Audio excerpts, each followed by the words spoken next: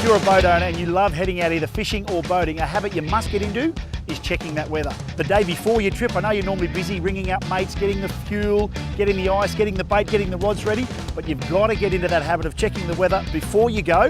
And here's the big one, also the morning of your trip. A lot of the time, that weather can be forecast 5 to 10 knots the day before, and then overnight it changes and it's now blowing 15 to 20 knots. Nothing worse, you get to the boat ramp, the trees are bending over and you say, what happened to that 5 to 10 knots?